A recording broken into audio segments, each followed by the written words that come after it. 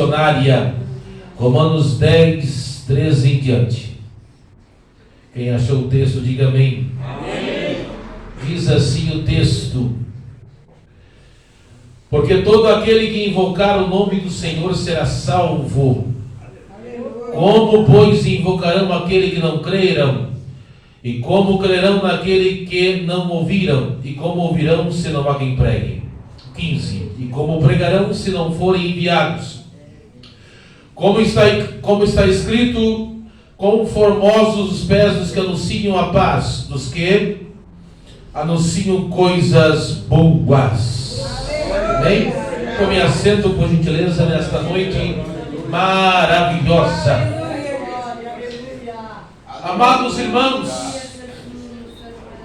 esse texto foi escrito por aquele que, sem dúvida alguma, é o maior missionário da história da igreja e também o maior teólogo da história da igreja, o apóstolo Paulo. Paulo, ele escreveu 13 cartas, 13 epístolas, mas Romanos é, sem dúvida alguma, a mais teológica e a mais influente. Romanos não foi a primeira carta que Paulo escreveu. Obrigado, querido, Deus te abençoe. Mas, por Romanos ser a mais influente e a mais teológica, Romanos é a primeira em ordem cronológica, ou a primeira, melhor dizendo, depois do livro de Atos.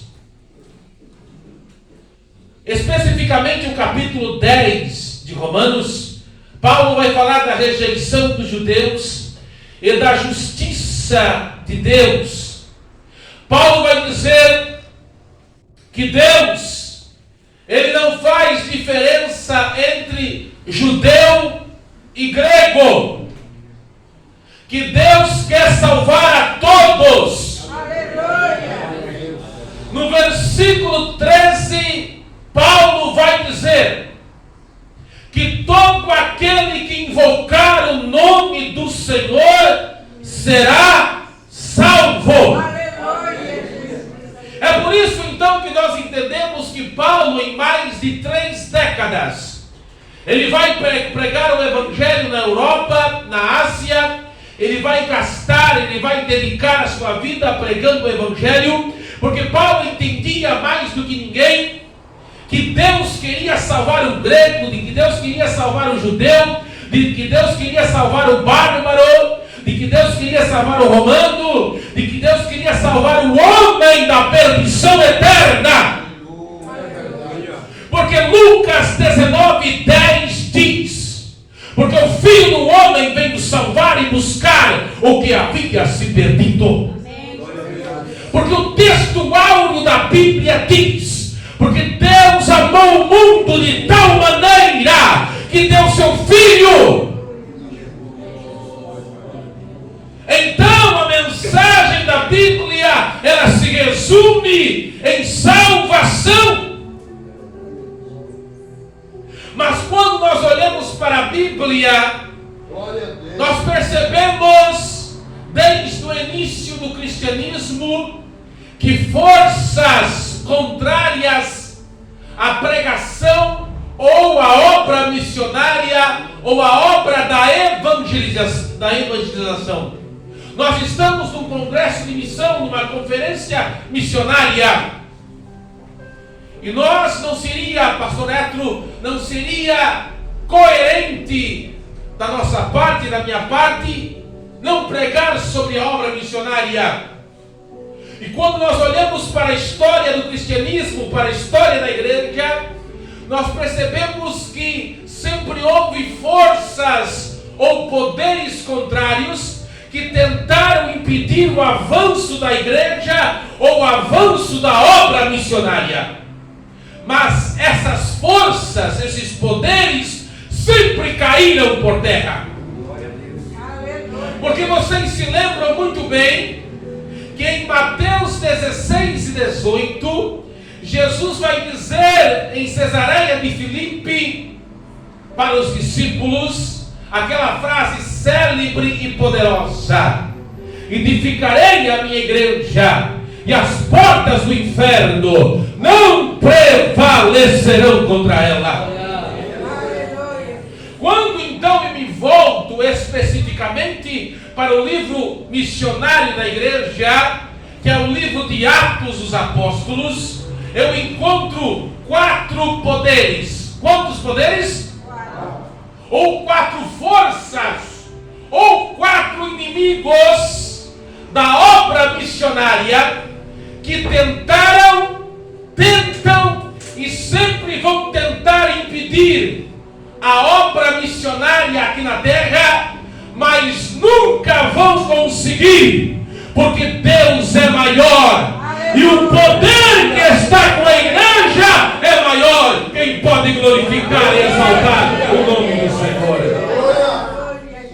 É sobre isso então, com a graça de Deus, que eu quero ministrar nesta noite. Eu quero pregar subordinado ao tema, com a graça de Deus. Eu quero pregar vencendo os inimigos da obra missionária. Quem quer ouvir a revelação de Deus? É sobre isso que eu quero pregar nesta noite. Vencendo os inimigos da obra missionária. Maior é o Senhor com a igreja, maior é o Senhor com sua igreja. Quem pode exaltar o nome do Senhor? Verdade é, irmãos, vocês sabem disso, nós somos os trabalhadores da última hora. Jesus está vindo aí arrebatar a sua igreja, a meia-noite espiritual está chegando, logo a trombeta vai soar, e nós precisamos evangelizar mais do que nunca.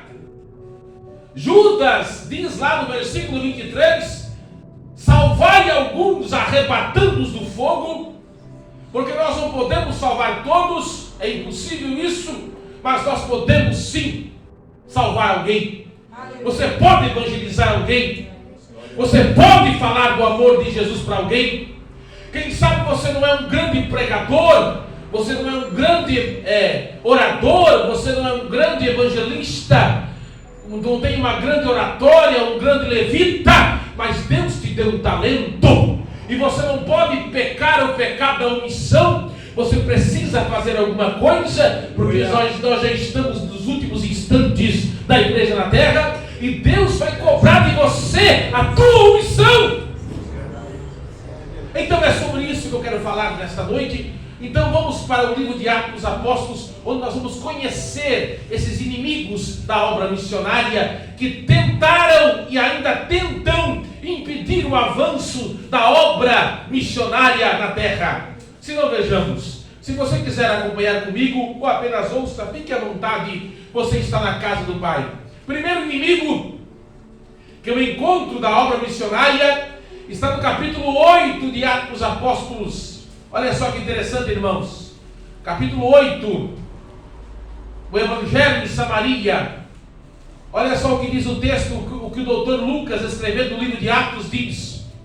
E também Saulo concedia na morte dele, e fez-se naquele dia uma grande perseguição contra a igreja que estava em Jerusalém, e todos foram dispersos pelas terras da Judeia e da Samaria, exceto os apóstolos.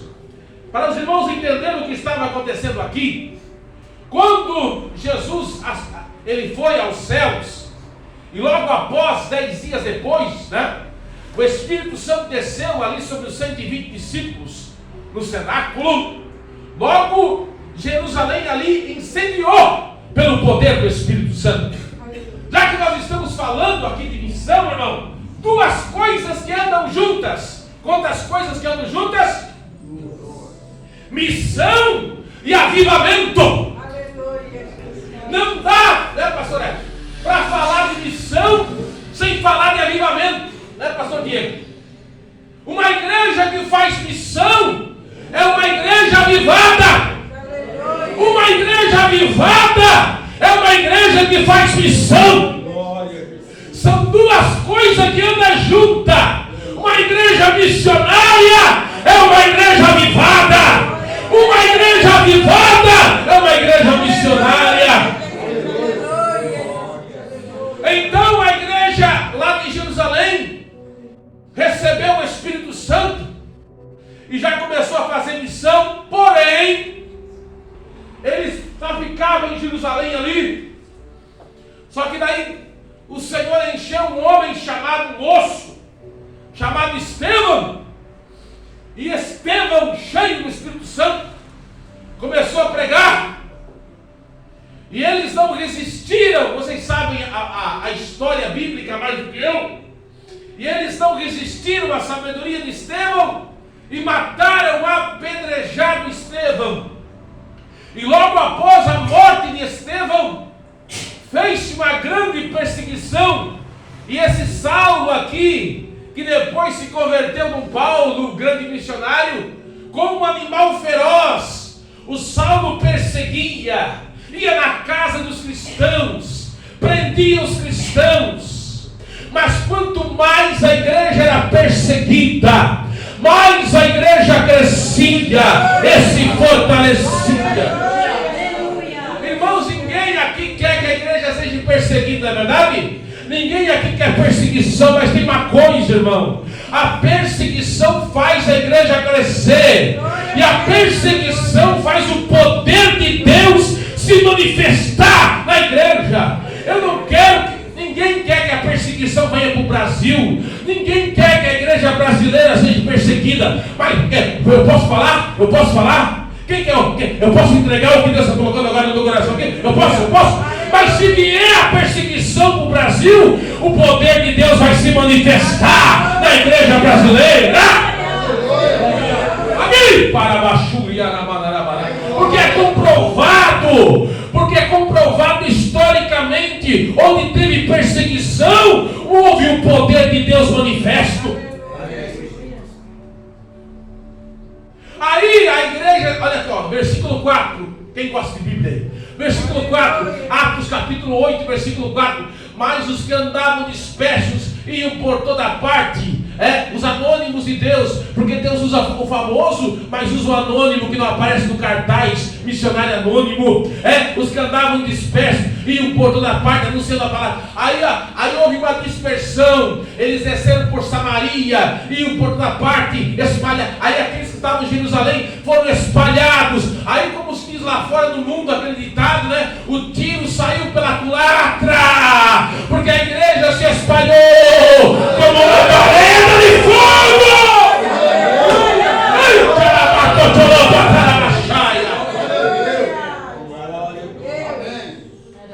Mas pregador, sim. Qual é a primeira força, o primeiro poder aqui que se levantou contra a igreja? É o poder da falsa religião, representado pelos saduceus e pelos fariseus, que perseguiam Jesus. Foram eles que onde Jesus estava, eles estavam perseguindo Jesus. Foram eles. E eles perseguiram os apóstolos, que depois perseguiram Paulo de cidade em cidade.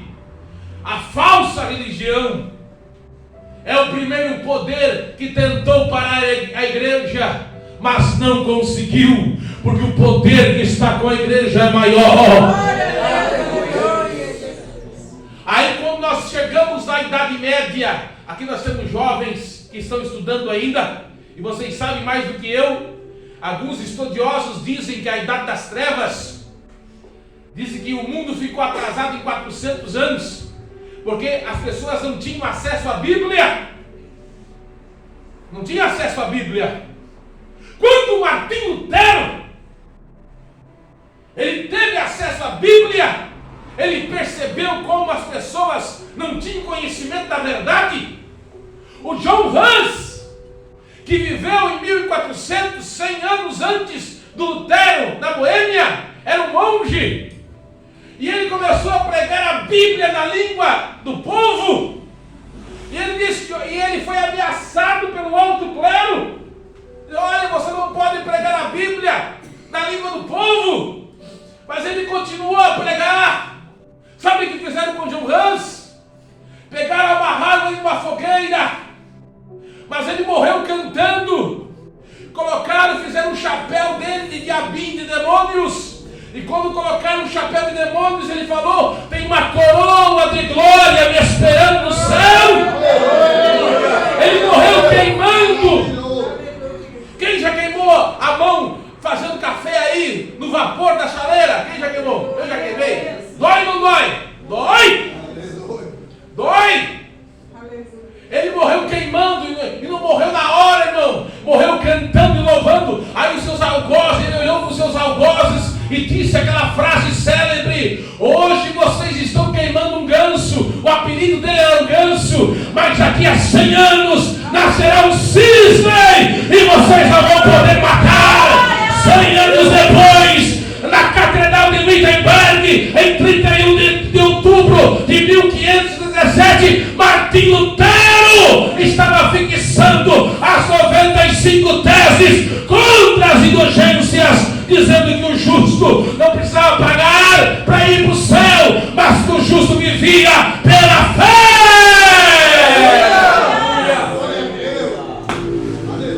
Aí depois eu sinto a presença de Deus aí.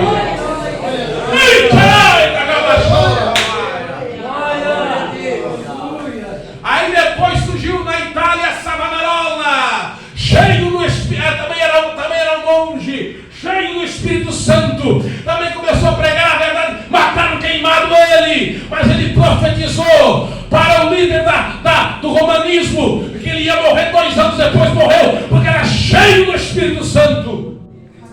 Oh Deus! Homens tomados por Deus. Só não mataram Lutero, sabe por quê? Porque algum príncipe escondeu ele no castelo, onde ele compôs o castelo forte. Senão Lutero ia para a fogueira também. Só não mataram Lutero porque ele ficou escondido pelos príncipes alemães. Porque havia um interesse político na época. E os príncipes alemães queriam ter independência naquela época. Hoje nós temos a escola pública, a reforma protestante. A escola pública surgiu da reforma protestante. Quem sabia disso? A reforma protestante tirou o mundo das trevas. Quem pode glorificar o nome do Senhor? Glória a Deus. Aleluia. Aí chegamos em 1700. A Inglaterra estava tomada pelo pecado. De 10 ingleses, 7 eram viciados na bebida alcoólica, o gin. Aí Deus levantou 3 homens. 2 eram irmãos, John Wesley e Charles Wesley. O outro era George Whitefield. Alguns dizem que a sua voz se ouvia a 3 quilômetros de distância. Será que é possível isso, irmãos? 3 quilômetros de distância? Daqui até onde? George Whitefield. Ele pregava e as pessoas não resistiam. Um dia um homem pegou, conta a história, e um homem pegou: vou matar esse pregador. Encheu um casaco de pedras, eu vou quebrar essas pedras na cabeça desse homem. Ele encheu um casaco de pedras, vou matar o pregador. Já pensou? Quando chegou perto de George Whitefield, começou a jogar as pedras para fora do casaco e disse: homem, eu quero aceitar o teu Jesus. George Whitefield, um homem cheio de... era amigo de John Wesley. Ai, caramatuca, aleluia. John Wesley, a igreja anglicana proibiu ele de pregar. Ele foi o pai do metodismo. Proibiu de pregar. Você não pode pregar na igreja. Aí ele foi pregar na rua. Tinha mais gente na rua do que na igreja. Ai, a igreja anglicana proibiu de pregar. Aí o líder da igreja anglicana na Inglaterra disse: John Wesley, você não tem paróquia. Aí John Wesley disse: a minha paróquia é o mundo. Homens cheios do Espírito Santo que incendiaram o mundo. John Wesley morreu pobre, irmãos. E hoje os pastores enriquecem. John Wesley morreu pobre, mas levou milhares de almas para o céu. Olha a Deus.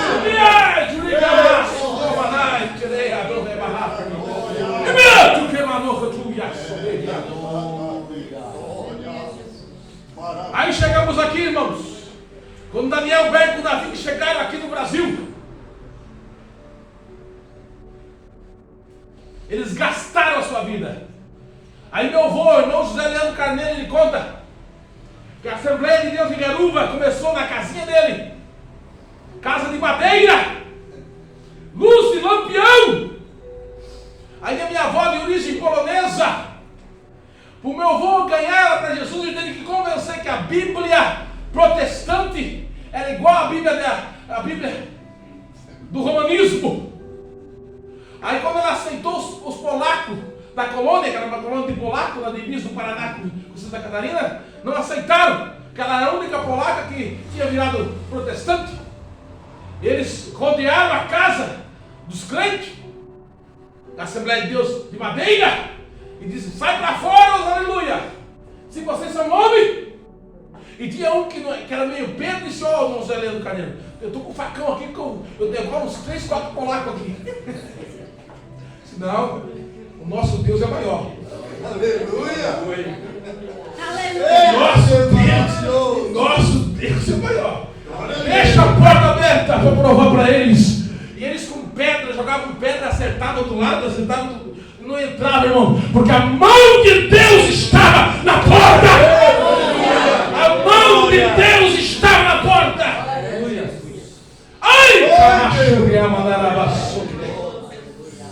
Nós éramos perseguidos pela falsa religião, irmãos. Meu avô contava que um dia no culto evangelístico, irmãos, um missionário pregando, um ímpio se levantou e deu um tapa na cara, o missionário continuou pregando. O ímpio se levantou e deu outro tapa na cara, o missionário continuou pregando.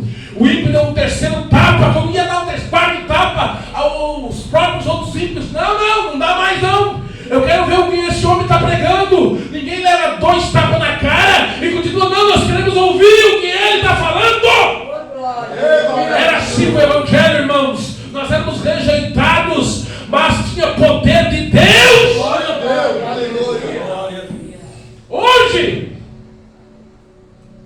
Hoje o evangelho diet, corrompido, é o gospel.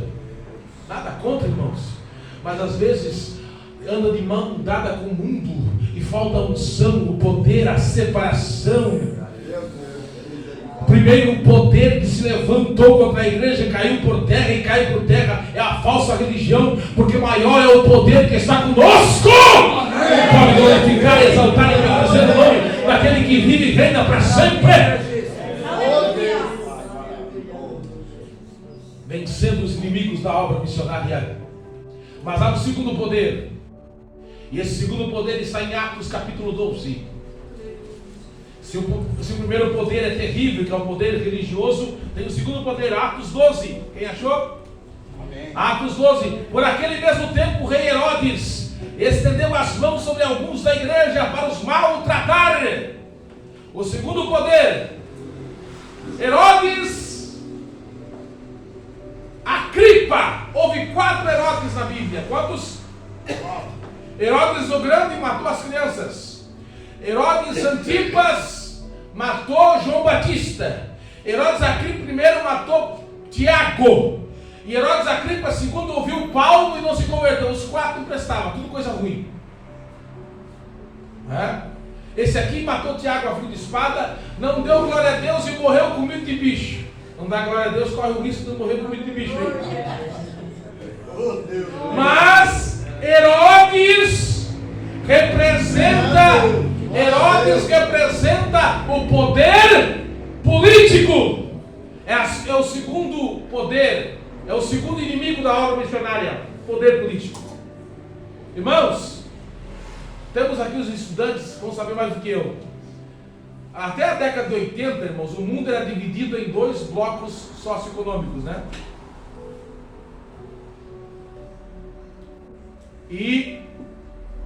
Mas voltando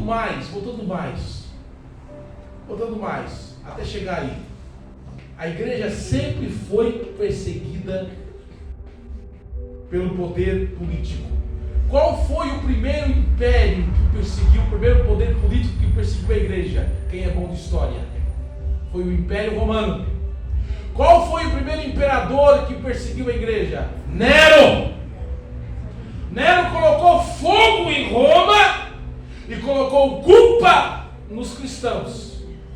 A história diz que Nero, ele fazia espetáculo de horror. Ele matava os cristãos, mandava os cristãos para os leões comerem, e depois ele descia nas arenas para ver os corpos espedaçados dos cristãos. Mas algo incomodava Nero, Porque quando ele descia para ver os corpos estraçalhados dos cristãos que eram devorados pelos leões, alguns corpos permaneciam intactos, alguns rostos de alguns cristãos, e aquilo incomodava Nero. Por quê? Porque não parecia rosto de pessoas desesperadas, parecia rosto de anjos. Por quê? Porque quando eles morriam, eles viam anjos que vinham buscar eles para levar eles para os paraísos. E isso perturbava Nero. E quanto mais Nero matava cristão, mais a igreja crescia. O Império Romano não pôde parar a igreja. Nero, Domiciano, Diocleciano, Adriano, Marco Aurélio não pôde parar a igreja. Aí depois, agora eu volto à década de 80, porque até a década de 80 o muro de Berlim simboliza a queda, começou a cair o comunismo, né?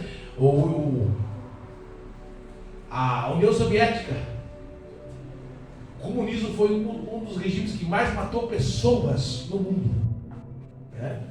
Temos uma pessoa aí que diz que tem orgulho de ser comunista, mas o comunismo foi um dos regimes que mais matou pessoas no mundo. Quem sabia disso? Sabia disso? Um dos regimes que mais matou pessoas no mundo. Quando Stalin assumiu o poder na antiga União Soviética, sabe o que ele fazia com os pastores? Ele ia com arame farpado e arrancava o olho dos pastores.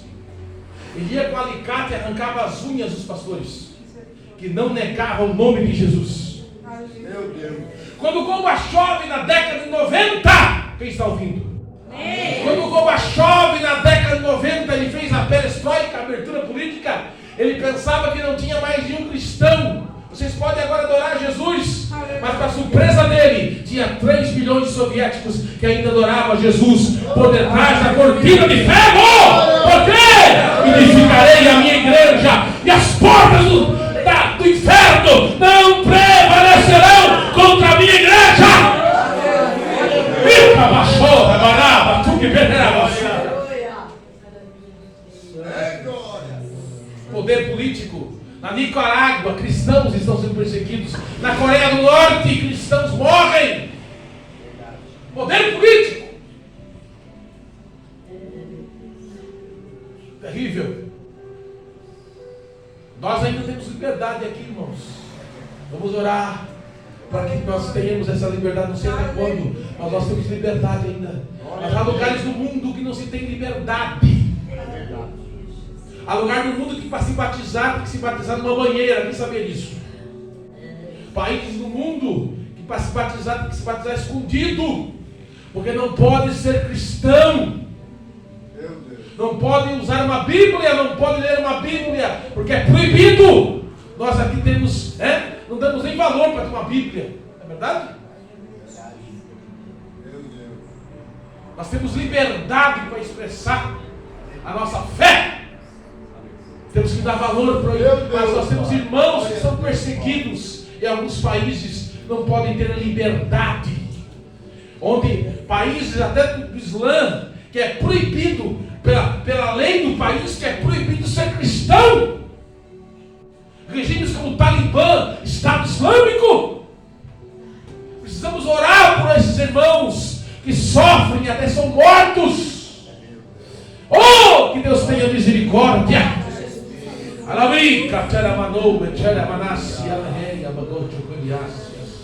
Poder político. Eu estava ouvindo o testemunho de um missionário que ele foi preso por um sheik num país islâmico. Ele foi torturado. O sheik queria que ele negasse Jesus. E o sheik ia matar ele enforcado, se não estou equivocado. E na véspera que ele ia ser enforcado, ele não negava Jesus. Jesus apareceu para o sheik. Quem crê nisso? Amém. E o sheik pensou que ele era Maomé. Mas quando o sheik, em sonho, em revelação, o sheik perguntou: tu é Maomé? Não, eu sou Jesus, porque daí mostrou a marca da cruz, do cravo. Eu sou Jesus. Você não vai matar aquele homem, não. Amanhã você vai levar ele perante. E ouça o que aquele homem tem de falar sobre mim. Ouça ele. No outro dia ele ouviu sobre o Evangelho. Aquele homem falar e se converteu. Glória a Deus. Mas há pessoas morrendo nos países islâmicos, pregando o Evangelho, onde é proibido pela lei do país, irmãos, poderes políticos que se opõem, inimigos da obra missionária. Ai, caramachou, Oh Deus, Pai. eu sinto algo forte da parte de Deus. Mas há um terceiro poder. Estou pregando sobre vencendo os inimigos da obra missionária. Terceiro poder. Atos 17 e 32. Terceiro poder. E como ouviram falar, Atos 17 e 32. Esse é o terceiro inimigo da obra missionária. E como ouviram falar da ressurreição dos mortos, uns escarneciam e outros diziam: acerca disso te ouviremos outra vez. Esse é o terceiro inimigo, irmãos. Para resumir aqui, Paulo está no Areópago, pregando para os filósofos estoicos e epicureus, aqui no final da sua segunda viagem missionária, depois de vir de Filipos. E quando ele fala da ressurreição, os gregos não aceitam, mentes poderosas. Sabe que poder, sabe que inimigo é esse aqui? Poder intelectual. Aí eu vou para a escola dominical e eu vou para a atualidade. Nós estamos falando nesse trimestre sobre relativismo, sobre antropocentrismo, sobre humanismo, sobre hedonismo. É esses inimigos aí. É tudo isso que nós enfrentamos, irmãos. O que é relativismo? Não existe verdade absoluta. Quando você vai pregar o Evangelho, isso aí não é bem assim, não. Não existe todos os caminhos, não existe só um caminho, não. Existem vários caminhos. Quem assistiu aquele filme A Cabana, aquele filme gospel? Quem assistiu? Sabia que aquele filme é uma heresia? É bonito aquele filme? Sabia que é uma heresia? Porque em determinado momento, o Jesus daquele filme diz assim, eu sou o melhor caminho. Jesus não é o melhor caminho. Jesus é o único caminho. É uma heresia aquele filme. E fez muito sucesso na época, né? Tá cheio de heresia aquele filme. Eu sou o melhor caminho. Não! Jesus não é o melhor caminho. Ele é o único caminho. Ai, caramba! Que negócio! Que maravilha! Que negócio é esse? O relativismo diz que o Buda é um caminho, Maomé é um caminho. Não! É só Jesus, irmão. É só Jesus!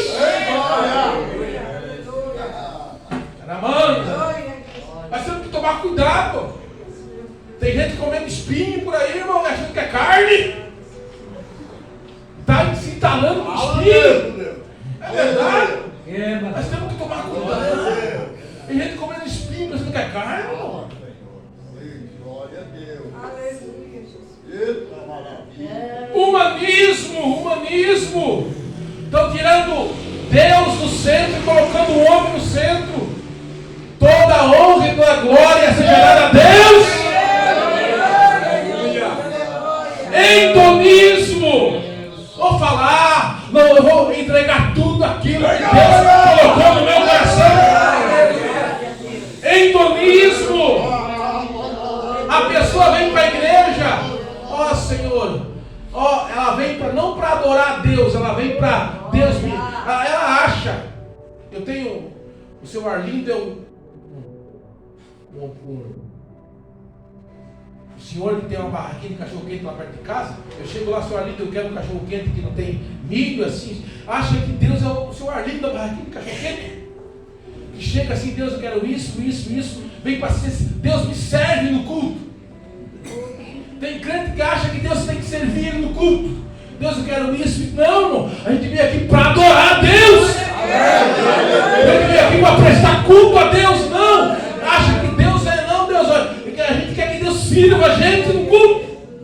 Deus, tu tem que fazer isso, senão eu vou desviar. Tu é obrigado. Não, Deus não é obrigado a nada.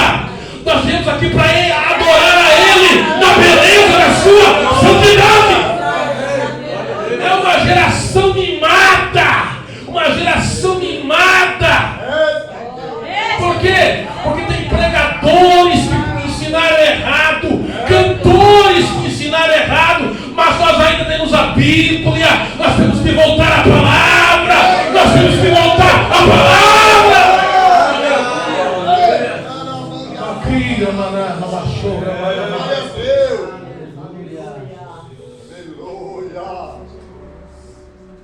Deus tem misericórdia de nós, irmão. É verdade. Aleluia. Deus tem misericórdia de mim. Mas não tem aquela. Eu não vou dar ibope para ela, né? Você sabe quem é? E disse que tem que reescrever a Bíblia de volta. Reescrever a Bíblia de volta. Sai pra lá. Esse livro aqui é mais atual que o que vai sair amanhã no jornal. É a revelação escrita de Deus ao homem. Aí o outro vai dizer que o hino mais alto, vai falar do hino mais alto que a neve, vai catar coquinho na esquina. O sangue de Jesus tem poder, irmão. Abaixar a manara basura, cheia. E brinca, eu sinto a presença de Deus. Eu deixo que a marabassuca eliminava tudo, o inimigo intelectual. Aí nós temos a teologia liberal, irmão. Teologia liberal diz que Adão e Eva não existiu, que a arca de Noé não existiu. Se você falar de arca de Noé no colégio, na faculdade, elas vão rir de você. É que nem um menino. O professor chegou na classe, você sabe dessa história? O mar vermelho, na verdade, não se abriu. Foi um fenômeno. E os cavaleiros de Faraó passaram com água até da canela. E o menino era assembleando. Aluno da escola dominical começou a rir. E o professor sabia que ele era crente. Ô, que tu tá rindo aí, crente? Ô, professor, o milagre foi maior ainda. E como assim o milagre foi maior ainda? Como assim? E que os cavaleiros de Faraó morreram afogados com água pela canela. Oh, quem crê na palavra? Quem crê na palavra de Deus? Quem crê?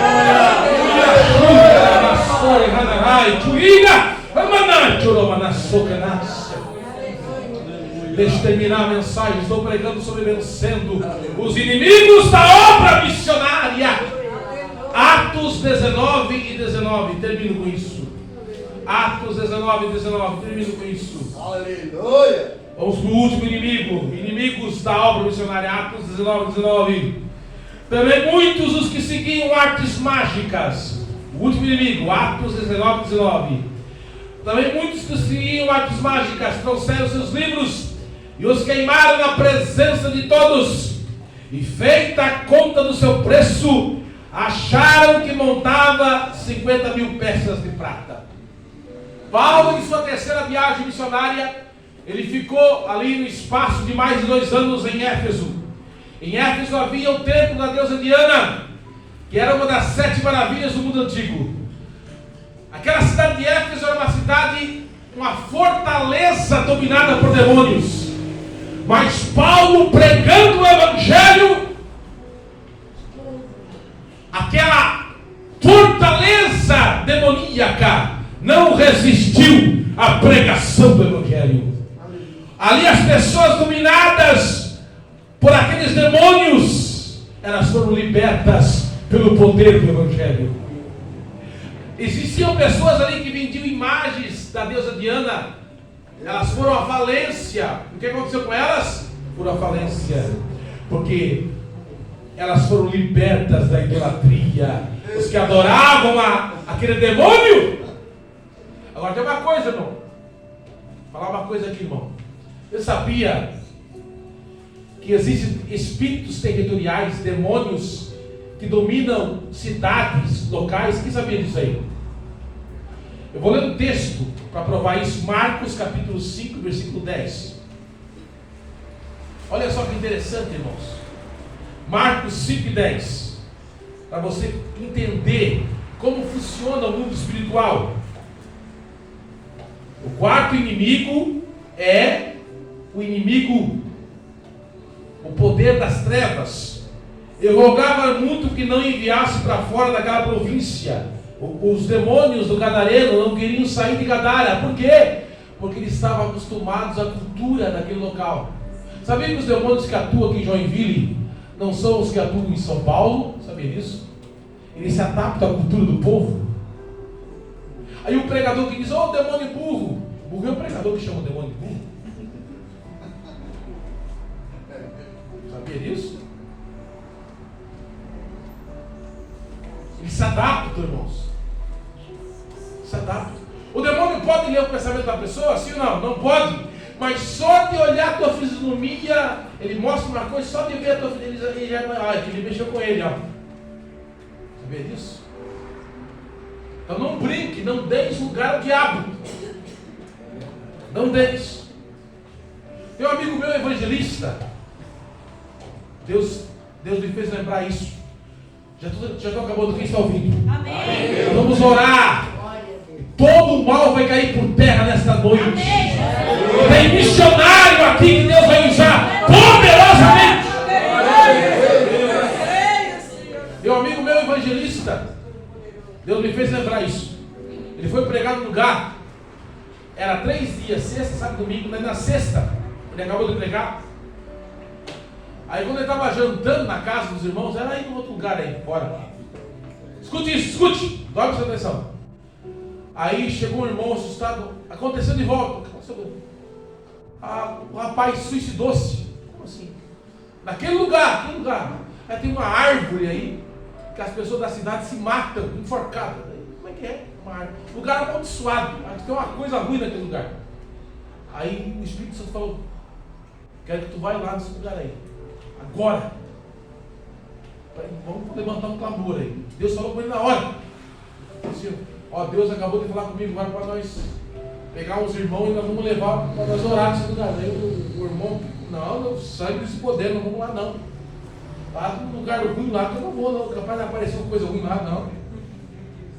Não, mas Deus falou comigo agora. Aí ele insistiu, os irmãos ficaram meio assim, foram acho que uns 10 irmãos. Chegaram lá, um lugar assim, parecia um lugar de filme de terror, irmão. Uma árvore seca. Lá as pessoas se matavam naquele lugar. Aí eles disseram, vamos repreender que tem um demônio nesse lugar aqui. Quem crê nisso, irmão? Amém. Deus me revelou que tem um demônio que mata as pessoas aqui nesse lugar aqui. Vamos orar, vamos repreender. E eles começaram a orar naquele lugar. Espírito de morte, que faz as pessoas se matar nesse lugar. Nós repreendemos. E ele ficou ruim, irmão. Mas ele repreendeu. Aí ele foi embora, pregou, foi bênção. Passou uns 2 anos, o telefone dele tocou. Ele nem lembrava mais. Outro lugar, outro. Ô irmão, falando e tal. Aí, o irmão está lembrado de nós. Ok? Aí ele se lembrou remotamente assim. O irmão, se lembra daquela árvore? Aí, eu lembro. Depois que o irmão orou, faz 2 anos, nunca mais ninguém se matou. E sempre fazia 2 meses, e cada 3 meses havia se matado. Nunca mais, faz 2 anos, nunca mais ninguém se matou. Irmão, a árvore era seca.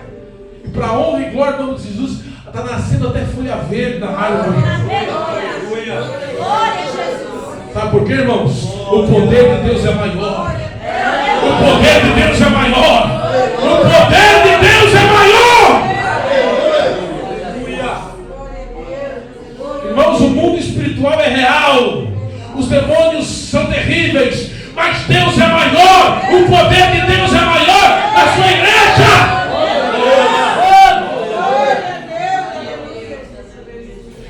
Nunca me esqueço do testemunho daquele missionário dos Gideões. Quem está ouvindo? Amém. Pastor Eliel Maciel, ele contou. Missionário dos Gideões, missionários. Estava na Índia. Sabe que a Índia é um país que adora barata, adora vaca. Sabia disso, né? Quem sabia disso? Amém. E o rio para eles é um Deus. Eles adoram a criatura em vez de criador. Acho que amanhã o tema da lição vai ser uma coisa assim, né? Aí eles estavam, o missionário estava no rio, aí ele vê uma mulher hinduísta, com uma criança forte, assim meio gordinha, uma criança magra. Ele sobe para o rio, ele está levando a ceia para os irmãos. Aí quando ele volta, só está a irmã, só está a mulher hindu com a criança magra, esquelética. Aí o Espírito Santo fala ao ouvido dele, para a canoa e pergunta onde está a outra criança mais forte. E ele obedece à voz do Espírito Santo, ele encosta a canoa. Isso aqui é forte, quem está ouvindo? Amém. Ele para a canoa e pergunta: eu passei para cima o rio e vi a senhora com duas crianças. Uma criança mais forte, mais gorda, e a criança magra, só está essa magra. A outra está onde? Sabe o que a mulher disse? Mulher cheia de demônios. Sabe o que a mulher disse? Eu ofereci ao rio a outra criança. Aí ele ficou chocado, o missionário, mas o Espírito Santo disse: pergunta para ela, segura as lágrimas e pergunta para ela por que ela ofereceu o mais forte e não a mais fraca. Pergunta. Ele segurando as lágrimas: por que a senhora ofereceu o mais forte e não o mais fraco? Aí sabe o que ela respondeu? Porque eu dou o meu melhor para o meu Deus. Aí o Espírito Santo falou com aquele missionário: diga para a minha igreja do Brasil, essa mulher adorando demônios dá o melhor, a minha igreja me serve dá o pior. Meu Deus. Eles adoram demônios e dão o melhor, a minha igreja me serve e me dá o pior. Meu Deus. Misericórdia. Cabaxica na batata baçuca de rebe aqui. Ai, pachou pagar a batulha da cachorra. Irmãos, poder satânico, pessoas adorando demônios, mas nós adoramos um Deus vivo. Há pessoas, irmãos, no mundo adorando demônios, mas cabe a nós ir lá e salvá-las das garras do diabo. Se coloque de pé,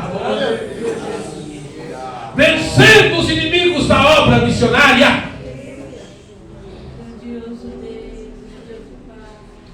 Eu sinto algo forte da parte de Deus essa noite. Para mim, Aleluia.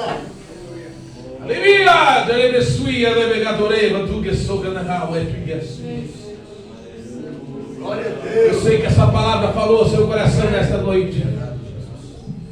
Vencendo a falsa religião, vencendo o poder político, vencendo o poder intelectual e vencendo o poder das trevas, esses quatro poderes que tentaram, intentam parar a obra missionária, mas o poder de Deus que está conosco é maior! É maior! Aleluia. Amém! Que levassou, que mandarabachou, Agora, se Deus falasse com você assim nessa noite: eu quero te usar. Aleluia, Jesus. Para ir para um lugar assim, irmão, né? Para atravessar uma fronteira e ir para um lugar assim. O intuito de um congresso como esse, irmãos, é claro, de derramar poder sobre você, mas acima disso, é importante o poder de Deus, é importante batizar com o Espírito Santo, é importante. Mas acima de tudo, é despertar a consciência missionária. Essas duas noites é importante despertar a consciência missionária. No próximo final de semana eu vou viajar 600 quilômetros, quero que os irmãos orem por nós, né?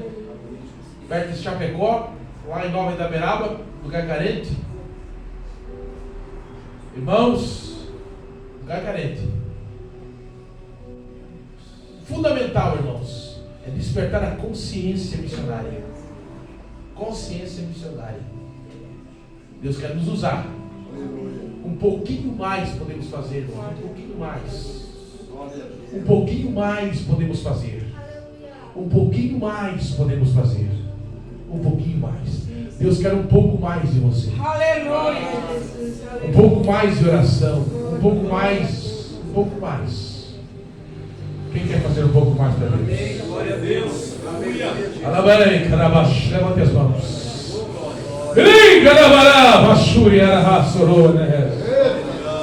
Levante as mãos, eu sinto algo forte da parte de Deus. Alei, diga, mas Glória a Deus.